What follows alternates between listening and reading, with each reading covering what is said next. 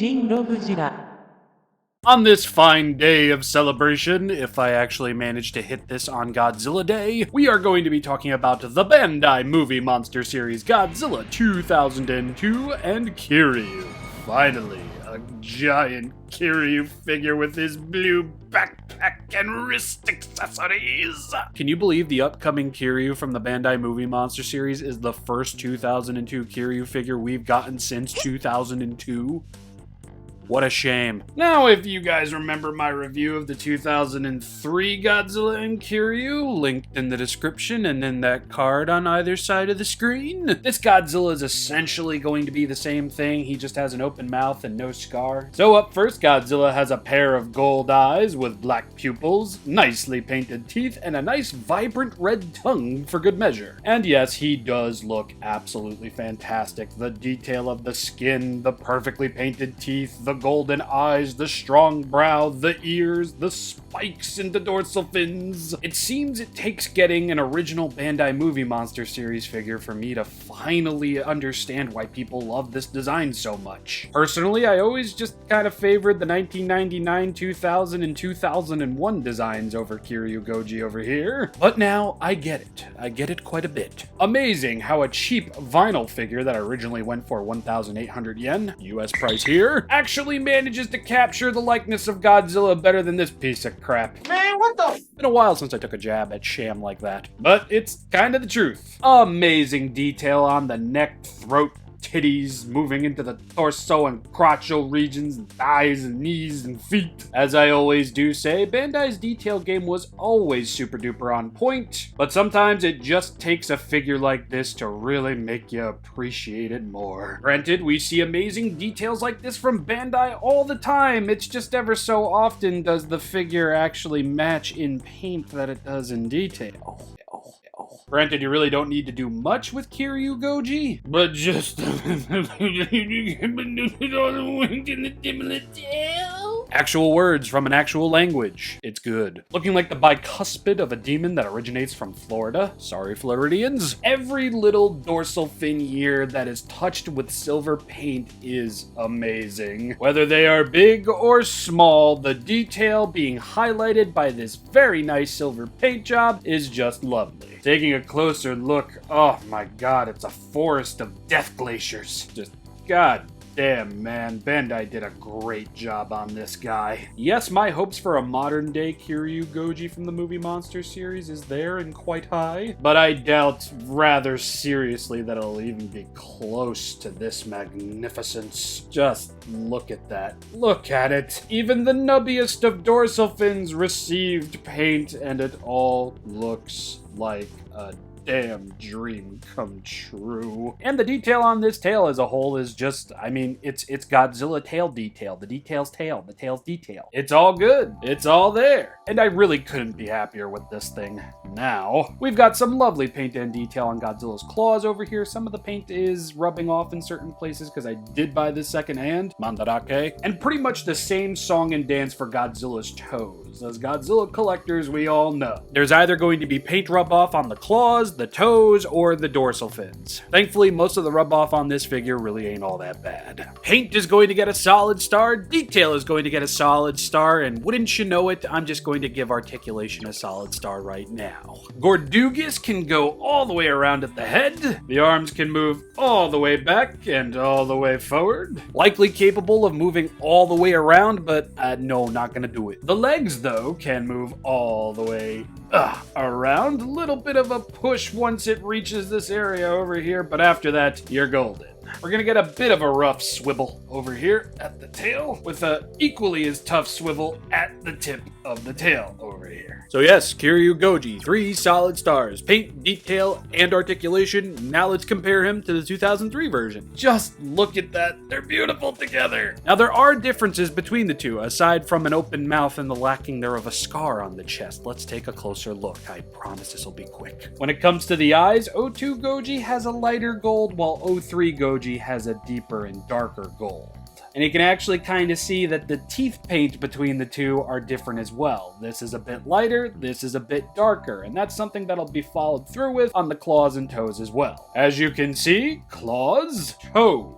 Although I go as far to say that SOS Goji over here, his toes don't really match the claws too well. While Kiryu Goji over here, this is a bit more of a match job. I'm just pointing it out, I'm not making that into a big stink or anything like that. Now, despite a whole new suit being made for Godzilla Tokyo SOS, I don't really think the figure differs that much. I mean, the dorsal fins seem to match up pretty perfectly, and really all that needed to be changed was the body and the head for the two figures. The dorsal fin plugs and the tails, the legs, and the arms are likely the exact same from 02 to 03. So there you go, there's your major comparison. Now let's move on to the figure that I'm most excited to friggin' talk about. Just look at him. Isn't he sublime? But looking back to my Tokyo SOS Godzilla and Mechagodzilla review, I kinda wish at least one of these were tagged. I mean, it's cool that they match, technically, but when looking at these two figures, it just feels weird not talking about a tag. I think I can fix that for you, Rob. No. Doc, love ya, I really do, but the last time you said you could help me, I lost half a kidney and a pint of blood. This one different, Rob. By the power vested in me, I can unsnip. You can unsnip stuff too? Can I have part of my kidney back? No, you cannot have that back, but Kiryu over here can have un tag. A 1, a 2, un 3, unsnip. And there you go. You see? Holy crap, can you do that with all my figures? No. Why not? Because it says on here in script. One time only for the sake of production. I've really got to stop writing myself into corners like that. Anyway, just look at this beautiful and crisp tag, the Godzilla trademark sticker, all this stuff, the stuff on the back, and my favorite part, the inside of the tag revealing all of the figures that were out at the time and their prices. 1,800, 1,800, 1,800, 1,800, 2,000, 1,200. Future Rob, just put all those prices on the screen in USD so we can all grovel at the hellscape that we currently live in. Imagine paying that for figures like these today. The dream. This sucks. Now this lad might not be an exclusive, but this is an older movie monster series tag and in very great condition, so we are going to double sleeve him with a penny sleeve and a top loader as well, just to keep that tag nice and safe. And now we can talk about the figure. Jeez. Now we all know that SOS Kiryu and 02 Kiryu share a lot of similarities, but they share a lot of different upgrades as well, some of which I like, some of which I don't. The biggest thing with this figure here is finally having the blue backpack and the wrist accessories. Just look at that. Minimal detail, but lots and lots of it. Just look at that under the light, all the rivets and line work. It looks so very good. And this nice darker shade of blue just lights up under the light, guys and gals. It looks fantastic. And just look at the back over here. There's even more detail and more of that lovely rich blue paint. There's even some blue paint on the dorsal fin over here, which I'm not mad at all. It's only on one side, and honestly, you're not going to be seeing it. Got some lovely details on the underside of Kiryu's jetpack or thrusters over here. Just lovely. And again, I just can't get over how great this looks. No matter the side, no matter the angle, whether it's forwards or backwards, this Kiryu figure and his backpack just look awesome. And taking a look at the forearm mounted little lasers that Kiryu has, the detail on these are just as amazing. This is just awesome. I mean, you got the detail on the actual blaster. You've got so much detail over here. You've even got detail on the back of this, along with the little wire connecting it to Kiryu's arm, and that little red triangle is painted. Oh my god, I am just absolutely blitzkrieged. And we'll get the exact same amount of paint and detail on the other arm, except this one has a blade ejected from the center over here, and that looks awesome too.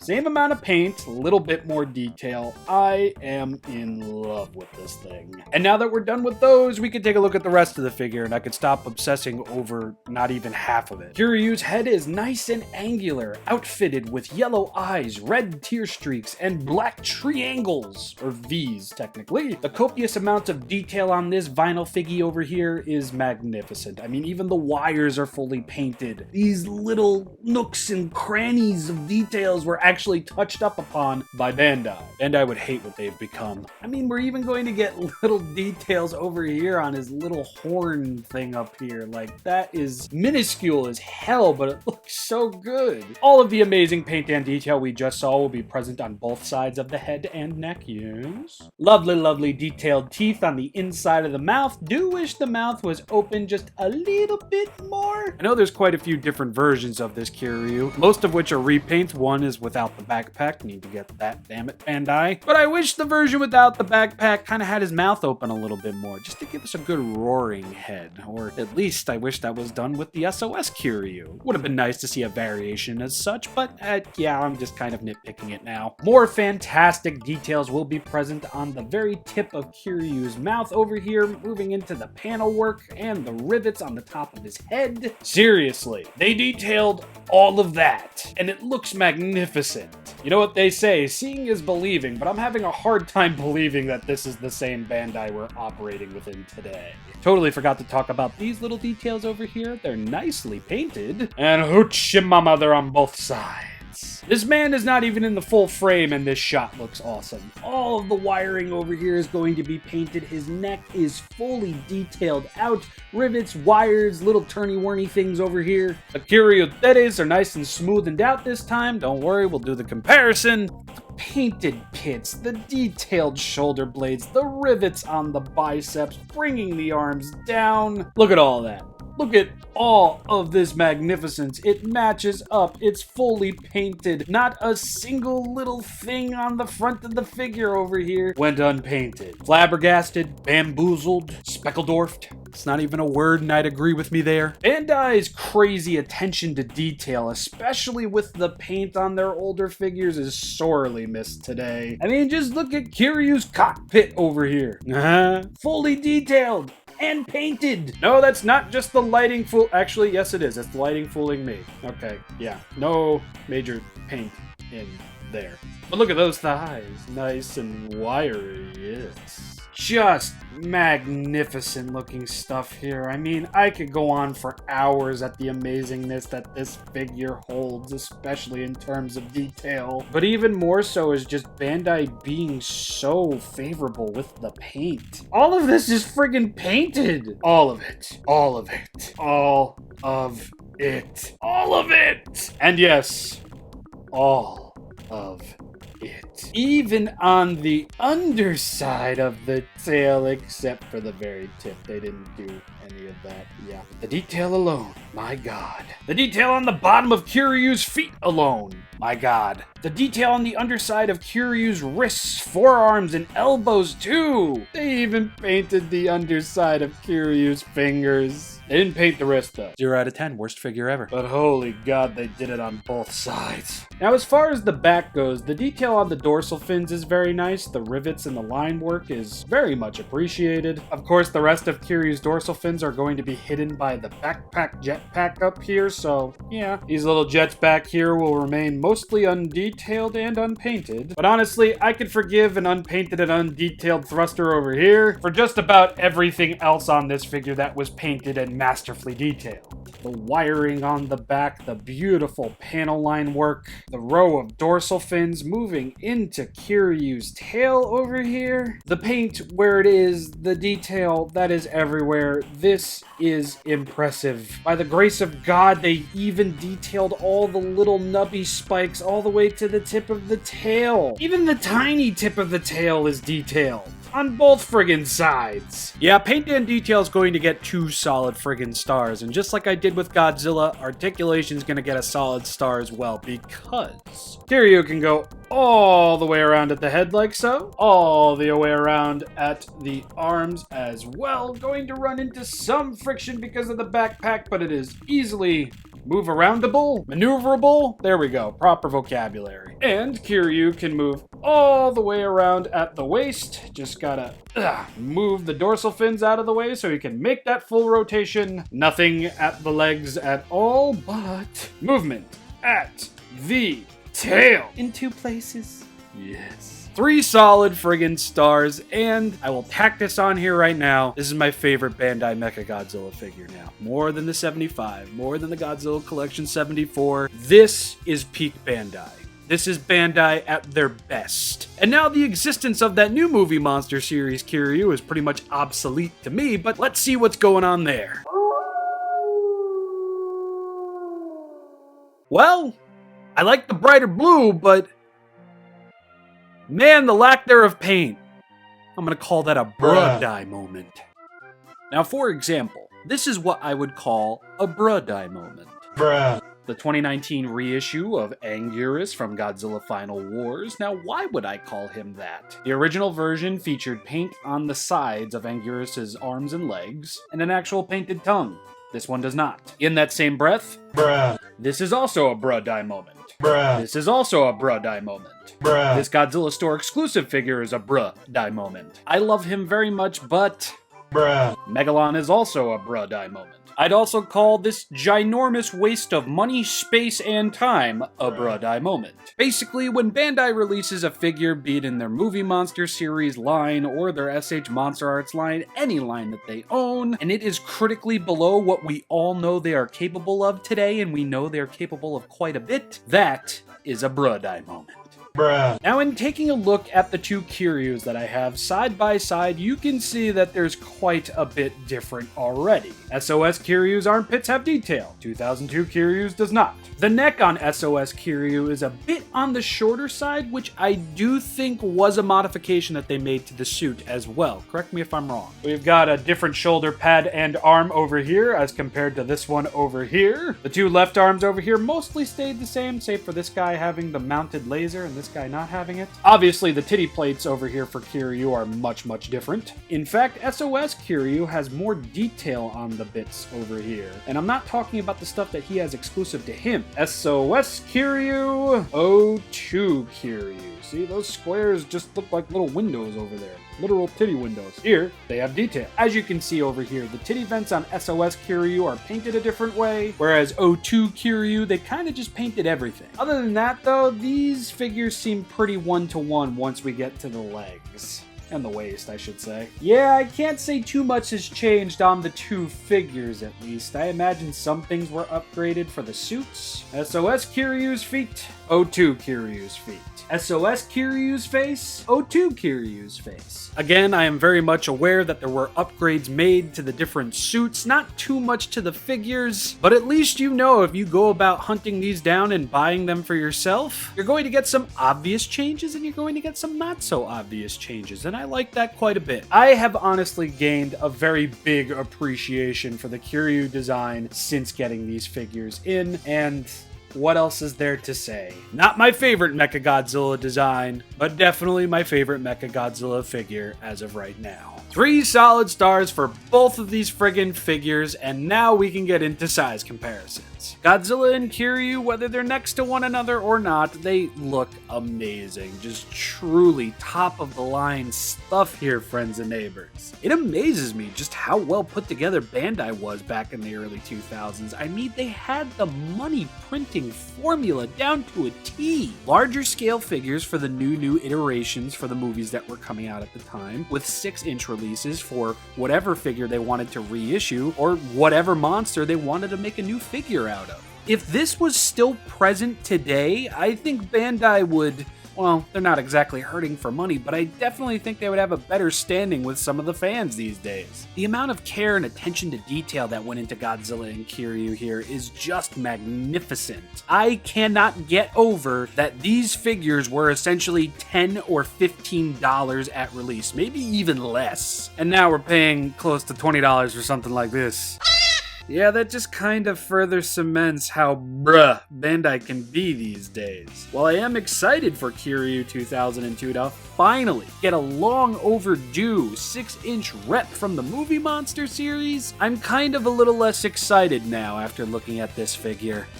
I love these figures so much. From their paint, to their detail, to their articulation. This is peak, absolute peak Bandai. That's enough out of me, everybody. I do so hope you enjoyed this video. If it actually released on Godzilla Day, happy Godzilla Day. If it didn't, happy day, whatever day it is that this came out on. Subscribe, ring that bell, social media, Patreon, $1 unlocks everything I have to offer to you. Got a feeling a bunch of you patrons are going to be watching this video once it goes up on Patreon. Hi guys. Anyway, I am done. Thank you all so much for watching up to this point in the video. I know I got really wordy there, but I just... Have yourselves a lovely day, afternoon, and night. Take care, be safe, don't get yourself into any trouble, because Paparabu's always watching you. Not in the creepy way. Okay, yeah, we're going to cut that. See you later, everybody. I'm sorry. And for anybody wondering, no, it wasn't magic. I just have 2 9-inch Kiryu figures now because I did the dumb thing and I bought the untagged one on eBay before looking around and finding a tagged one. Now I have 2. I spent a lot of money. No, you can't have it.